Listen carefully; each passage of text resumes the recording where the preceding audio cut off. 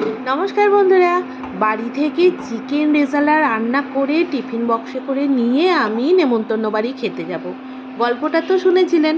এবার খেতে গিয়ে কি ঘটনা ঘটলো দেখুন। খেতে বসেছি, থালা প্রথমে লবণ চলে এলো, তারপরে লেবু, তারপর কুমড়ে ভাজা, তারপর এলো বাঁশকাঠি চালের ভাত, এদিকে জলের বোতল, স্যালাড, তারপর ভাতের ওপর ভেজ ডাল, ডাল মাখিয়ে কুমড়ি মাখিয়ে আমি মনের আনন্দে ভাতটা খাচ্ছি। তারপরে চলে এলো বাটার পনির। পনিরটা রিয়েলি খুব সুন্দর হয়েছিল। আমার পাশে বসেছে তার পাতে মাটন, আমার পাতে বাড়ি থেকে রান্না করে নিয়ে যাওয়া চিকেন রেজালা, আর আমার ডান পাশে যে বসেছে তার পাতে মাছ, কাতলা কালিয়া। আমি তো চিকেন রেজালা দিয়েই খাবো। আপনারা এর আগের ভিডিওতে সবাই জানেন আমি এটা বলা কওয়া করেই রেখে দিয়েছি।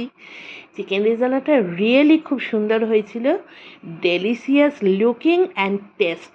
তারপরে আলু বোখরার চাটনি, পাঁপড়, রসগোল্লা, সবশেষে মিষ্টি পান, আর ছিল কোল্ড ড্রিঙ্কস দুটো, ছিল থামস আপ আর স্প্রাইট, যে কোনো একটা। আমার তো স্প্রাইট পছন্দ, তাই ওটাই খেলাম। আর আমার ভাগের মাটন পার্সেল করে যেটা বাড়ি এনেছিলাম, সেই মাটনটা দিয়ে আমার ছেলে আরাম করে দুপুরবেলায় ভাত খেয়ে নিল।